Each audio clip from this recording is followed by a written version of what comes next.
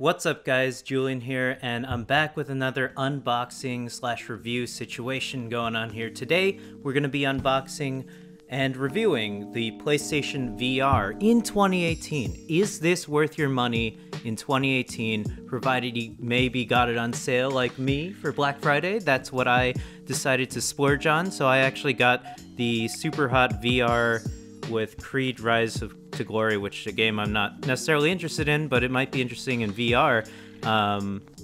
I got this bundle at GameStop as it was $250. I thought that was a pretty decent deal, and it came with the camera unit, which you obviously need, and it also happened to come with the controllers, which I think are pretty much a necessity at this point if you want to be playing games like Beat Saber, which is coming out.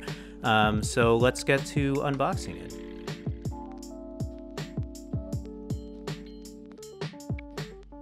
Oh, this is smart. Or is it smart? What the hell am I doing? So, the unboxing experience comes in two separate boxes. There's some other stuff. So let's open up this one to see what's in here first. This would be the demo disc, Creed, also a physical copy. Alright, great. And it came with a super hot VR download code, which I was super excited about. What else is in here? We've got the camera stand, the actual camera unit, plus wire. I'm excited for all the wires. Should be fun. Promotion. Nice thing here. Whoa, this is crazy. That's pretty smart. Anyways, enough of this. Two weird controllers with obviously, we got these weird, oh, these are squishy? That's pretty, I mean, it's smart to make them squishy because you're gonna be fucking flailing your hands around.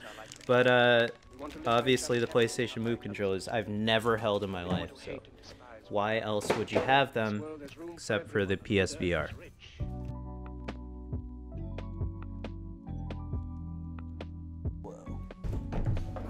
Got so much stuff in here. Here's the actual headset. Whoa. More wires. And it's pretty light. And that's a piece of plastic. Okay. Is there anything else in here? I think there is. Why is there so much stuff? Is it necessary to do all this for VR? Whoa, there's a lot of stuff in this box.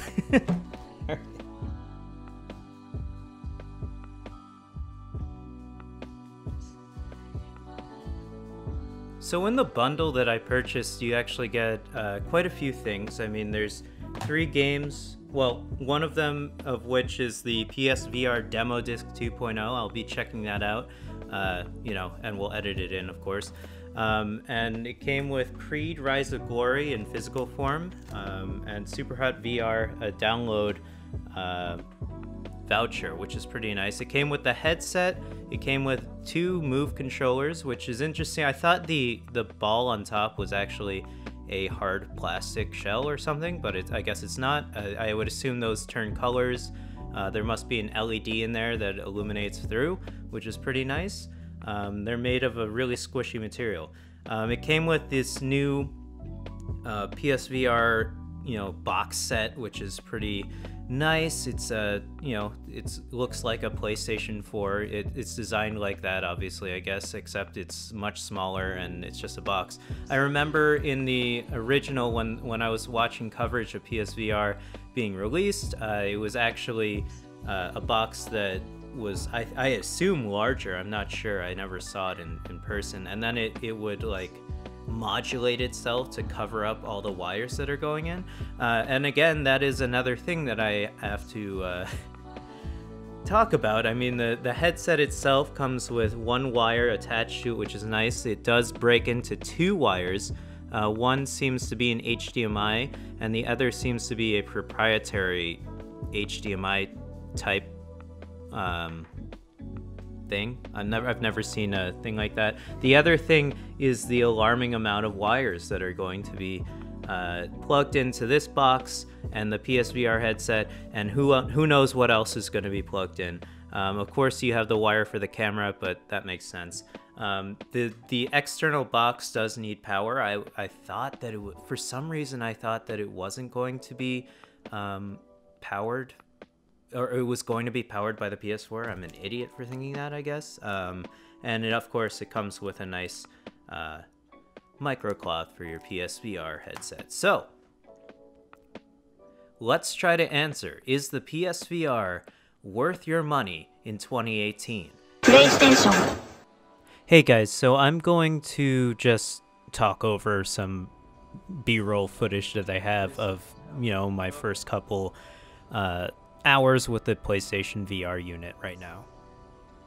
So my overall thoughts on this unit is, it's quite well built and it's really an amazing experience. So, I mean, as dumb as you look in VR, as you can see me playing Tetris here, it's a really breathtaking, first time on VR. This is, I have to preface this, I guess, this is my first experience with VR ever, actually. I stupidly probably didn't even go to like my local Best Buy and try to schedule a thing to see if I would even like it. I just bought it on a whim because, I've heard praise for the VR, VR video games for the past year and a half or so. So I decided that this was the one for me because it was the most budget friendly. That being said, it runs perfectly fine on a regular PlayStation 4. You don't need a PlayStation 4 Pro for this. I'm just playing Tetris VR.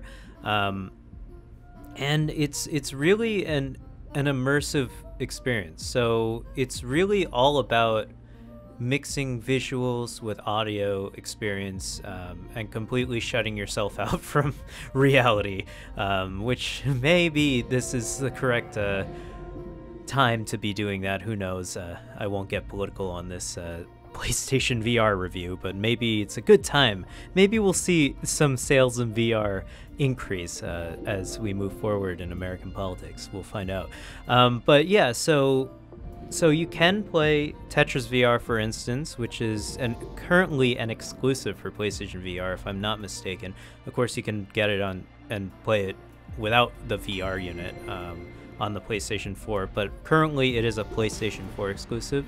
That being said, I mean, there are plenty of VR experiences that are not on PlayStation VR, but one of which just came to PlayStation VR, Beat Saber, which we'll move into some footage in a bit, is currently on PlayStation VR right now. So there are quite a few experiences to be had on the PlayStation VR that are just as good well, actually I can't say that. I have never tried Oculus or HTC Vive, so I don't want to say that they're just as good, but they are definitely on all three of them. So that's really exciting for me to know that. I also tested out just some video experiences without no video games. I just watched a video. There's some YouTube. The YouTube app has a bunch of 360 videos that you can check out on your VR, and there's also this app called Little Cinema VR. I'll post in the link below, and it totally can convert video files for you to a 360 degree video, provided it was, you have to download that 360 degree video yourself, put it on a flash drive, and then put it on the PS4. You can watch it that way. So I think that's another thing that you can do with the PlayStation VR. It's not all about games, even though the games are really where it shines. So Tetris VR I had been playing for a while without the PSVR unit. In fact, this is a game that I really may or may not have inspired me to get this VR unit. It totally, up until now, I think VR game developers who have been making VR games have really been, they're making games that are pretty much just first-person games. You know, as far as I've seen, I mean, there are some third-person games which are pretty cool, and I am excited to play them. But it seems to me that the prime directive for VR currently is to make first-person games, as that's the easiest way to wrap your head around it, right? I mean, Skyrim VR is a first-person game. Doom VR, first-person game, all these types of things, right? Resident Evil 7, for instance, an entire horror game on VR. Exciting, great. But yeah, that being said, I thought it was really interesting that we're getting Tetris VR, right? Of all things. And wouldn't you know it, this is one of the greatest experiences that I've had playing Tetris ever. I think this is, in fact, the definitive way to play Tetris. It's completely immersive, and you feel it's a completely relaxing experience. The audio, if you've played Tetris Effect, is amazing. There's really great soundtracks in the game. And the visual experience, as you can see, is really breathtaking and a little trippy at some points. So I really love Tetris VR. I can't stress that enough. You know, it's a really great game. That being said, you know, I highly suggest you pick it up if you have a PSVR unit, or if you don't, because it's totally playable without PSVR. And the cool thing about PlayStation VR right now is that if you had a PlayStation Plus experience, PlayStation Plus account, and you've been taking advantage of it every month, you get free games. For the past couple of months, they've been giving out free games for PlayStation VR. So go ahead and check those out if you haven't. You know, I mean, if you don't have the unit itself. So you've already, without knowing it, have been racking up a VR library. So I think that's really exciting to know. And it's a really inviting way to get into VR, because you have so many different experiences to wrap your hands around. And it's really exciting to me. So the other thing that I found was really interesting is that a lot of games have secret VR, not actual secret, but I mean, you may have missed it the first time when you bought the game. You know, you bought it because you're excited about the game, but there's an extra VR mode in a lot of games, big titles like Tekken 7, for instance, and I believe Final Fantasy 15 has one as well. Tekken 7, I mean, it's not like play the game in VR, but it's like a cool extra addition to the game that I thought was really interesting.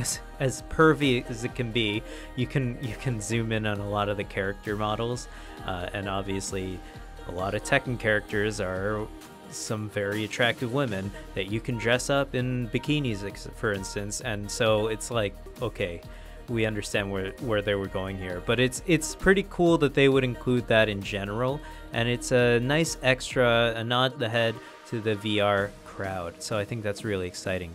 I should have included some footage, but I'm sorry I didn't capture that. The next thing is that Beat Saber is really exciting.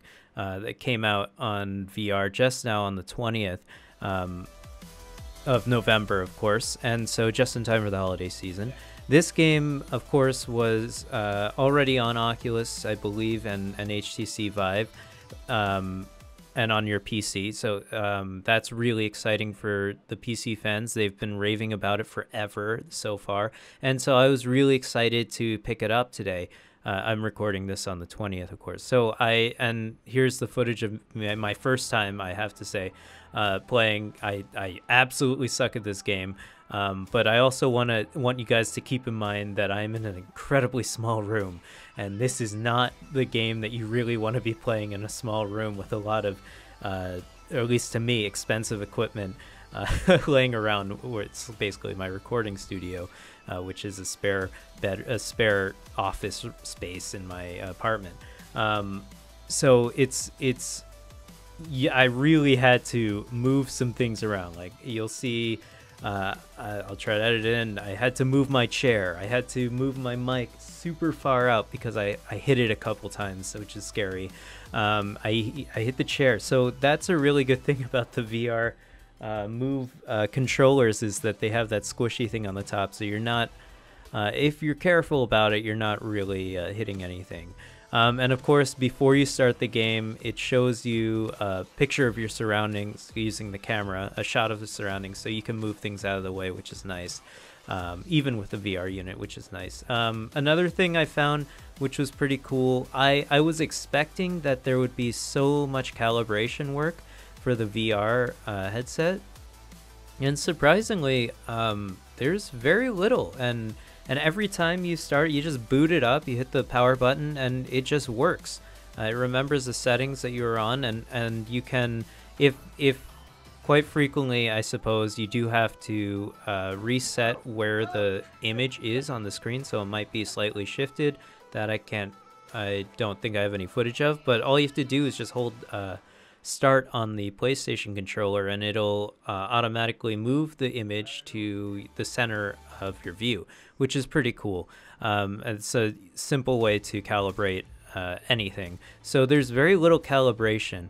The only thing that you have to be careful about, as you see a lot of my footage here playing Beat Saber, is that the camera has to see the controllers at all time. And my camera is set up on my desk, and my desk comes out, and then I'm standing back, and you can't really, actually, my webcam is not so wide angle at all, so you might not see any of this, but really, basically when I was using the move controllers to swipe down, the color, the light on the move controller would go below my desk and thus out of the field of view of the camera. So you have to be careful about that type of stuff. You have to optimize your space with VR. I was surprised that it actually works in such a small space. My room is probably like 6 feet, a 6 foot square, a big cube, basically, 6 by 6 cube. It's a very small room. So obviously the ceiling's a little higher, but that's not significant. So it's a really small space. I'm surprised it works as well as it does. And you see it's not working amazingly, but if I optimize a couple things, I can lower my desk maybe, or position the camera in a better spot. Maybe I'll put it on top of my monitor instead. I think that would be a better idea. So optimizing your space, really key in PlayStation VR. I assume it's way more key in HTC Vive. For instance, I hear you need a large space, so maybe your living room is a better place. Overall thoughts on this: I think it's an amazing experience. I can't wait to play more, especially Beat Saber. But on the note of Beat Saber, of course, on PC you can mod it, which is super cool. I just figured out about this. So you can add other songs apparently, and so on PSVR that's most likely not going to happen. So you're just going to be stuck with the stock songs in the game, which are all amazing, by the way. Definitely pick this up if you have a PSVR. I think this is an amazing experience. But otherwise, that's the one downfall of PSVR, I think, is you don't have any mod support for any games. But that's just a downfall of having a PlayStation 4, right? But okay, so is this worth your money in 2018, right? The answer comes down to basically the same answer that you probably got if you were looking this up maybe 2 years ago, right? If you have a high-end PC that can run VR headsets, get the Oculus or the HTC Vive. Those are going to be much better experiences. I can only imagine they're at least as good as the PlayStation VR. I can't imagine they're worse than the PlayStation VR. This is coming from someone who hasn't used those two. So, like I said, if you have a high-end computer that can run VR, get those headsets. Especially now, because the Oculus, if I'm not mistaken, is $350 right now. Their upgraded headset. I'm not sure on the Vive, so don't quote me on that. But I would have to say the Oculus must be the best purchase right now, because it's definitely comparable in price to the PlayStation VR, if you don't factor in the expensive PC that it needs to run. That being said, the PlayStation VR, it's got full 360 VR as far as I was concerned. You know, you saw me turn all the way around in Tetris, and Beat Saber as well. So it's a complete experience, and it runs on the PlayStation 4, the regular one. So you can get a PlayStation 4 for like $200 this Black Friday, which if you don't have one now, I think it's completely worth the money alone because of all the exclusive games. But that's just my opinion. So I would say it's absolutely worth your money to get this unit if you don't have a high-end PC and you want to play VR games like Beat Saber, Tetris Effect, Mouse, etc. That being said, there are exclusives to PSVR for the moment, right? Tetris Effect is exclusive right now, and it is what it is. I hope it comes to Oculus and Vive so everyone can play it, but it's the only place you can play it is on PSVR, so maybe it's worth in your mind to get it for some of the exclusives, but you have to use your own judgment on that. I can't review every single game for you guys, all right? What do I look like, IGN? Jesus Christ. God damn. Anyways, I really like PlayStation VR. I think it's super fun. If I ever get the chance, I would love to get an Oculus or a Vive. I don't think it'll work in my current space, but it would be super awesome if I did, to compare anyways. And I can't wait to play more games on PlayStation VR. So be on the lookout for anything interesting that I have to unbox. And if you guys have an interesting product that you want me to unbox and review, go ahead and get in contact with me. Contacts are in the links below, in the description below, and I will totally consider checking it out. Obviously it has to be within my price range, etc., that type of thing. Anyways, final verdict: PSVR worth it, especially if you got it on sale like me, and worth it if you don't think that the Oculus is a better choice because you have a high-end PC. That being said, go ahead and like this video if it was useful to you. Dislike it, tell me why it wasn't useful to you. I'd like to get some feedback from you guys. And also, maybe go ahead and check out all our other content on this channel. It has so many videos. We put up Let's Plays, and we have a podcast every single week where you can probably hear more of VR talk, where I will talk more about the VR in the upcoming podcast the next Monday after this video. So until then, guys, thanks so much for watching me unbox yet another thing. I'm having fun unboxing things and buying some new tech. It's a lot of fun for me, so thanks so much for watching these videos. And actually, you've given us more views than we've pretty much ever gotten, so thank you so much for watching these videos. It's really heartwarming, and I hope you guys have a happy holiday. Don't spend too much on Black Friday, but maybe get a PSVR. Catch you guys next time. Peace out.